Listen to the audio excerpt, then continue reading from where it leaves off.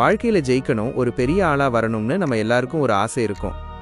ஆனா அந்த வெற்றியை அடையிறது சில பேர் தான். ஏன் தெரியுமா? அவங்க ரொம்ப அதிர்ஷ்டசாலின்னு நினைக்கிறீங்களா? இல்லவே இல்லை. அவங்க ஒவ்வொரு நாளும் அவங்கள கொஞ்சம் கொஞ்சமா மாத்திக்கிட்டே இருக்காங்க. அந்த மாதிரி உங்க வாழ்க்கையை அடுத்த கட்டத்துக்கு கொண்டு போக போற முக்கியமான 5 உண்மைகளைத்தான் இன்னைக்கு நாம பார்க்க போறோம். உன் வாழ்க்கையை மாற்றும் 5 உண்மைகள். என்னவா இருக்கும்? எனக்கு என்ன தெரியும்? கேளுடா. 1. தோல்விங்கிறது முடிவு கிடையாது, அது ஒரு பாடம்.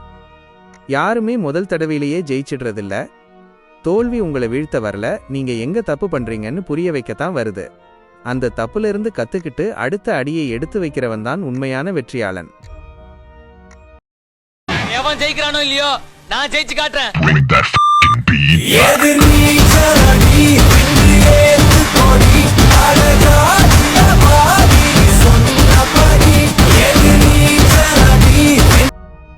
இரண்டு, தொடர்ந்து செய்யறது தான் வளர்ச்சியோட ரகசியம்.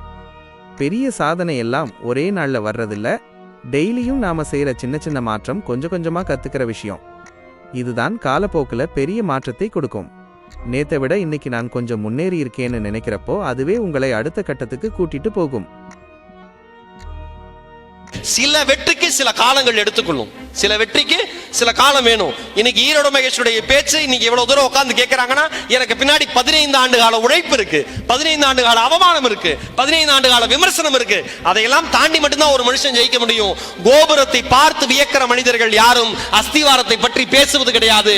அஸ்திவாரத்தை பற்றி நினைப்பவன் மட்டும்தான் கோபுரம் வளர்ப்பதற்கு தகுதியானவன் என்பதை இங்க இருக்கிற அத்தனை பேரும் மனதிலே தெளிவாக பதிய வைத்துக் கொள்ளுங்கள்.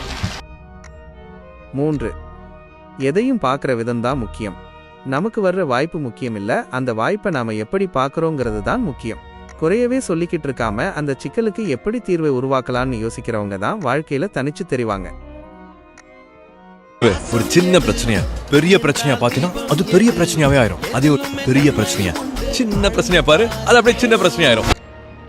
4. திறமையை விட சுயக்கட்டுப்பாடு ரொம்ப முக்கியம். திறமை இருந்தா மட்டும் போதாது, அதை சரியான பாதையில கொண்டு போறதுக்கு சுயக்கட்டுப்பாடு ரொம்ப அவசியம்.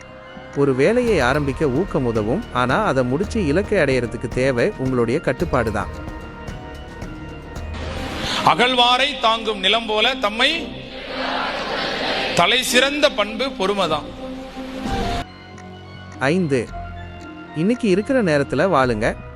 நடந்து முடிஞ்சதை நினைச்சோ நடக்க போறத நினைச்சோ கவலைப்பட்டா இன்னைக்கு நம்ம கையில இருக்கிற ஆற்றல் வீணாதான் போகும். இப்ப உங்க கையில இருக்கிற நேரத்தை எப்படி சிறப்பா பயன்படுத்தலாம்னு பாருங்க. இன்னைக்கு நீங்க சரியா வாழ்ந்தாலே நாளைக்கு உங்க வாழ்க்கை தானா சரியா அமைஞ்சிடும். வெற்றிங்கிறது இலக்கை அடையிறது மட்டும் இல்ல, அந்த பயணத்துல நீங்க எப்படிப்பட்ட மனுஷனா மாறுறீங்கிறது தான்.